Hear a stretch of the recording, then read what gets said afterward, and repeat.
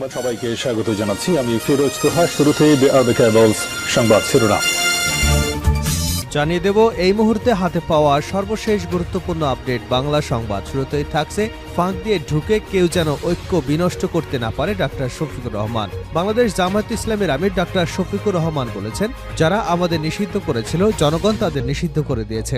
স্বৈরাচারের পতনের সঙ্গে দেশ থেকে সব জুলুম নির্যাতনের অবসান হয়েছে। আগামীতে এমন একটি বাংলাদেশ আমরা গড়তে চাই যেখানে কোনো সুদ ঘুষ জাতপাত ধর্মবর্ণের ব্যবসা থাকবে না। ফ্যাসিবাদের বিরুদ্ধে শুধু বয়স্করা যুদ্ধ করেনি, সবাই মিলে যুদ্ধ করেছেন। এবারে জানাবো ভূখণ্ড রক্ষায় যা করা প্রয়োজন স্বেচ্ছাসেবক দল তাই করবে।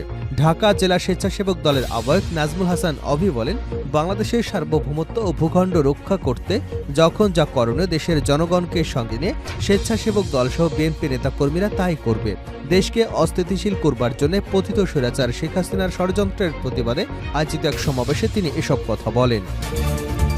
জানাবো ছাত্র জনতার অর্জনকে ব্যর্থ হতে দেওয়া যাবে না মির্জা ফখরুল। বিএনপির মহাসচিব মির্জা ফখরুল ইসলাম আলমগীর বলেছেন, অন্তর্বর্তী সরকারকে অস্থিতিশীল করতে নানামুখী ষড়যন্ত্র চলছে। কোনো ষড়যন্ত্রে ছাত্র জনতার আন্দোলনের অর্জনকে ব্যর্থ হতে দেওয়া যাবে না। এ ব্যাপারে সবাইকে সজাগ থাকতে হবে। জানিয়ে দেব অন্তর্বর্তী সরকারের কাছে বিচার চাইলেন ছাত্রলীগের সাবেক সেক্রেটারি। অন্তর্বর্তী সরকারের কাছে বিচার চেয়েছেন সাবেক সাধারণ সম্পাদক ও ডাকসুর জিএস গোলাম রাব্বানী। শুক্রবার 10:30টার দিকে নিজের ফেসবুক পেজে এক স্ট্যাটাসের মাধ্যমে তার বিরুদ্ধে ওঠা নানা ধরনের কর্মকাণ্ড দুর্নীতির অভিযোগের সুষ্ঠু তদন্ত দাবি করেছেন ছাত্রলীগের সাবেক সাধারণ সম্পাদক জিএস গোলাম রাব্বানী। এবারে থাকছে সংসদ নির্বাচন ঘিরে বিএনপি জামাত তৎপর, মাঠ গোছাচ্ছে দুই দল। ইতিবাচক কর্মকাণ্ড পরিকল্পনা তুলে ধরছেন সম্ভাব্য প্রার্থীরা। প্রাধান্য বিগত নির্বাচনের প্রার্থী যারা আন্দোলনে সক্রিয় ছিলেন এবং ছাত্রদল থেকে উঠে আসা নেতারা। দু ধরনের প্রস্তুতি চলছে।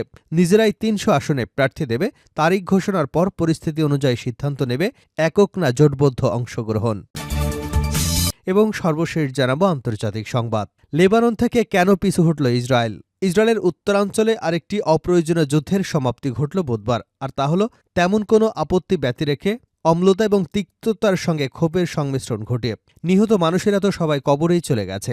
লেবাননে 4000 মরেছে, ইসরায়েলে 100 জন। এটাই স্বাভাবিক। আহত ব্যক্তিরা পুনর্বাসনের জন্য লড়ছেন, শোকাহত ব্যক্তিরা মাতম করছেন। ঘরবাড়িগুলো ধ্বংস হয়ে গেছে। এই অপ্রয়োজনীয় যুদ্ধের পর কোনোখানেই ভালো কিছু হয়নি। যুদ্ধের আগে পরিস্থিতি যা ছিল তার চেয়ে ভালো হয়নি। মঙ্গলবার সন্ধ্যায় ইসরায়েলের প্রধানমন্ত্রী বেনিয়ামিন নেতানিয়াহুর সমাপনী বক্তব্যে এটা ভালোভাবে ফুটে ওঠে। এতক্ষণ শিরোনাম শুনছিলেন, এবার বিস্তারিত। প্রিয় দর্শক, আপনি যদি এই চ্যানেলে নতুন হয়ে থাকেন, ভিডিওটি দেখতে দেখতে চ্যানেলটি সাবস্ক্রাইব করে আমাদের সঙ্গে থাকুন। আর এই ভিডিও সম্পর্কে আপনি আপনার মূল্যবান মতামতটি কমেন্ট বক্সে জানিয়ে দিন। আর হ্যাঁ প্রিয় দর্শক, জানিয়ে দিন ভিডিওটি কোথা থেকে দেখছেন। ফাঁক দিয়ে ঢুকে কেউ যেন ঐক্য বিনষ্ট করতে না পারে ডাক্তার শফিকুর রহমান। জামায়াতে ইসলামীর আমির ডাক্তার শফিকুর রহমান বলেছেন, যারা আমাদের নিষিদ্ধ করেছিল জনগণ তাদের নিষিদ্ধ করে দিয়েছে। স্বৈরাচারের পতনের সঙ্গে দেশ থেকে সব জুলুম নির্যাতনের অবসান হয়েছে। আগামীতে এমন একটি বাংলাদেশ আমরা গড়তে চাই যেখানে কোনো সুদ ঘুষ জাতপাত এবং জাত ধর্মের ব্যবধান থাকবে না। ফ্যাসিবাদের বিরুদ্ধে শুধু বয়স্করা যুদ্ধ করেনি, সবাই মিলে যুদ্ধ করেছে। তিনি আরও বলেন, কোলের শিশু 80 বছরের বৃদ্ধ শাহাদাত বরণ করেছে। একই সঙ্গে কাঁধে কাঁধ মিলিয়ে লড়াই করেছি। আমাদের এই জাতীয় ঐক্য ধরে রাখতে হবে। ঐক্যের কোনো ফাঁক দিয়ে যেন কেউ ঢুকে ঐক্য বিনষ্ট করতে না পারে, এজন্য ছাত্র জনতা সহ সব জনগণকে সজাগ থাকতে হবে। শুক্রবার রাতে দলীয় কর্মসূচিতে যোগ দিয়ে যশোর থেকে সাতক্ষীরা যাবার পথে যশোরের শর্ষা উপজেলার নাবারণ সাতক্ষীরা মোড়ে পথসভায় প্রধান অতিথির বক্তব্যে এসব কথা বলেন জামায়াতের আমির। ভূখণ্ড রক্ষায় যা করা প্রয়োজন স্বেচ্ছাসেবক দল তাই করবে অভি। ঢাকা জেলা স্বেচ্ছাসেবক দলের আহ্বায়ক নাজমুল হাসান অভি বলেছেন, বাংলাদেশের সার্বভৌমত্ব এবং ভূখণ্ড রক্ষা করতে যখন যা করণীয় দেশের জনগণকে সঙ্গে নিয়ে স্বেচ্ছাসেবক দলসহ বিএনপি নেতাকর্মীরা তাই করবে। দেশকে অস্থিতিশীল করবার জন্য পতিত স্বৈরাচার শেখ হাসিনার ষড়যন্ত্রের প্রতিবাদে আয়োজিত এক সমাবেশে তিনি এসব কথা বলেন। শুক্রবার বিকাল 5টার দিকে ধামরাই উপজেলার পাইসাকান্দা ইউনিয়নের চণ্ডীশ্বর প্রাথমিক বিদ্যালয় মাঠে স্বেচ্ছাসেবক দলের প্রতিবাদ সমাবেশ অনুষ্ঠিত হয়। ধামরাই থানা স্বেচ্ছাসেবক দলের আহ্বায়ক আব্দুল মান্নান ফিরোজের সভাপতিত্বে প্রধান অতিথির বক্তব্য রাখেন ঢাকা জেলা স্বেচ্ছাসেবক দলের আহ্বায়ক নাজমুল হাসান অভি। অভি বলেন, স্বৈরাচার হাসিনা দেশকে অস্থিতিশীল করে ভারতে পালিয়ে গেছে। ভারতের মদদে ইস্কন দিয়ে দেশকে অস্থিতিশীল করে তুলবার চেষ্টা করছে আওয়ামী লীগ। আমাদের দেশের সংখ্যালঘুরা কোনো নির্যাতনের শিকার হয় না। হিন্দু মুসলিম সবাই ভাই ভাই। আমাদের দেশ সাম্প্রদায়িক সম্প্রীতির দেশ। যে দেশ বাংলাদেশকে অস্থিতিশীল করলে আমরা কাউকে ছাড় দেব না। আমাদের স্বাধীনতা, সার্বভৌমত্ব, ভূখণ্ড রক্ষা করতে যখন যা করণীয় ঢাকা স্বেচ্ছাসেবক দল তাই করবে। ছাত্র জনতার অর্জনকে ব্যর্থ হতে দেওয়া যাবে না মির্জা ফখরুল। বিএনপির মহাসচিব মির্জা ফখরুল ইসলাম আলমগীর বলেছেন, অন্তর্বর্তী সরকারকে অস্থিতিশীল করতে নানামুখী ষড়যন্ত্র চলছে। কোনো ষড়যন্ত্রে ছাত্র জনতার আন্দোলনের অর্জনকে ব্যর্থ হতে দেওয়া যাবে না। এ ব্যাপারে সবাইকে সজাগ থাকতে হবে। তিনি বলেন, তোমাদের প্রতি একটাই অনুরোধ, আমরা যেটা অর্জন করেছি সেটা যেন বৃথা না যায়। সীমান্তের উপরে আওয়ামী ফ্যাসিস্ট বসে আছে, ওখান থেকে নতুন নতুন চক্রান্ত আর ষড়যন্ত্র করা হচ্ছে। প্রতি মুহূর্তে তারা এক একটা ঘটনা ঘটিয়ে সেখানে ফলাও করে বিশ্বে দেখাতে চায় যে বাংলাদেশে নাকি মৌলবাদী দেশ হয়ে গেছে, বাংলাদেশে এখন সংখ্যালঘু ভাইকে নির্যাতন করা হচ্ছে। বিকেলে রাজধানীর ফার্মগেটের খামার বাড়িতে কৃষিবিদ ইনস্টিটিউশন মিলনায়তনে ঢাকাস্থ ঠাকুরগাঁও ছাত্র কল্যাণ পরিষদের উদ্যোগে আয়োজিত এক ছাত্র কনভেনশনে বিএনপির মহাসচিব এসব কথা বলেন। মির্জা ফখরুল ইসলাম বলেন, ভারতের পত্রপত্রিকাগুলোতে, আমাদের সোশ্যাল মিডিয়াতে এমনভাবে লেখা হচ্ছে যেন বাংলাদেশ এখন এক ধরনের সমস্ত নিকৃষ্ট ঘটনাই ঘটছে। আসলে তা নয়। এই আনন্দে আমাদের থাকার অবকাশ নেই। আমরা জিতে গেছি, সব হয়ে গেছে। আমাদের মাথার উপরে সেই খড়গ এখনও আছে এবং চতুর্দিকে তারা চেষ্টা করছে আবার অন্ধকারে নিয়ে যাবার জন্য। এজন্য খুব সজাগ থাকতে হবে, সতর্ক থাকতে হবে। কোনো রকম হঠকারিতা, কোনো রকম বিশৃঙ্খলা যাতে কেউ করতে না পারে সেটাকে রুখে দিতে হবে। এটা হচ্ছে এক ধরনের বড় কাজ। ছাত্র সমাজকে সামনের দিকে এগিয়ে যাবার আহ্বান জানিয়ে তিনি বলেন, আমি তোমাদেরকে ভারাক্রান্ত করতে চাই না, কারণ নিঃসন্দেহে তোমরা নতুন স্বপ্ন দেখছ, নতুন পৃথিবী দেখছ। তোমাদের বড় বিষয়টা তোমরা চিন্তা করছো এবং এর পরে কি। হ্যাঁ, এটাই তোমাদের চিন্তা করতে হবে। এখন এই বাংলাদেশকে তৈরি করা এবং এই বাংলাদেশটাকে গড়ে তোলা, এটা ঐক্যবদ্ধভাবে চেষ্টা করতে হবে। বিএনপির মহাসচিব আরও বলেন, আওয়ামী লীগ সব শেষ করে দিয়ে গেছে, কোথাও কোনো কিছু অবশিষ্ট রাখেনি, একেবারে লুটপাট করে নিয়ে গেছে। আমি সবসময় আমার বক্তৃতার মধ্যে বলতাম, মেটো ভাষায় ফোকলা করে দিয়ে গেছে। অর্থনীতি নেই, ব্যাংক লুট, সব জায়গায় লুট, ঘুষ, দুর্নীতি সমাজটাই শেষ করে দিয়ে গেছে।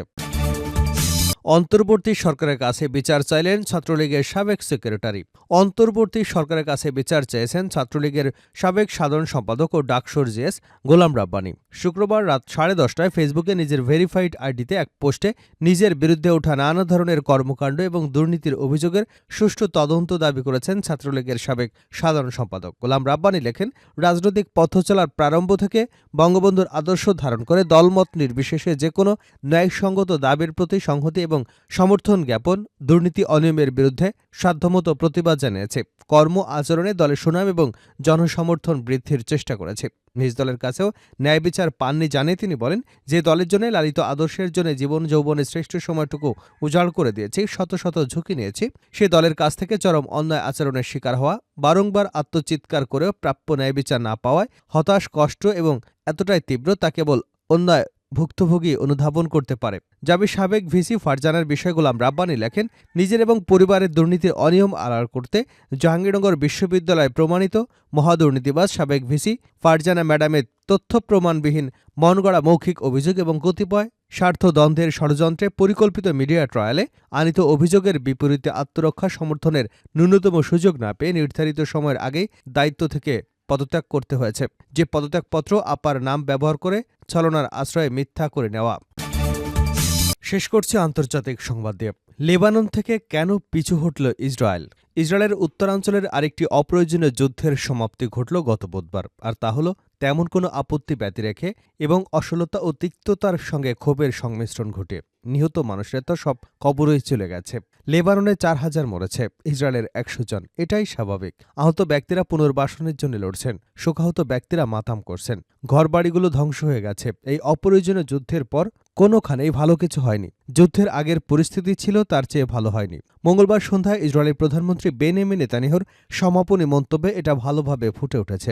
যুদ্ধবিরতি উপলক্ষে এক হতাশাব্যঞ্জক ভাষণে নেতানিয়াহু অবশ্য যুদ্ধের অর্জনগুলোর বিস্তারিত তুলে ধরেছেন। আমরা কতজনকে হত্যা করেছি এবং কি পরিমাণ ধ্বংসযজ্ঞ চালিয়েছি, যেন রক্তপাত এবং ধ্বংসলীলার পরিমাণই একটা বিরাট অর্জন। বৈরুতের মাটি প্রকম্পিত হয়েছে, দম্ভের একটাই উচ্চারণ করেছেন তিনি। তাতে কি এই ভূকম্পন তৈরি করে ইসরায়েলের কি লাভ হয়েছে? শুধু প্রতিশোধে লালসা পূরণ ছাড়া অস্ত্র ব্যবসায়ী আর সমর বণিকের অন্যদের প্রাপ্তি কি?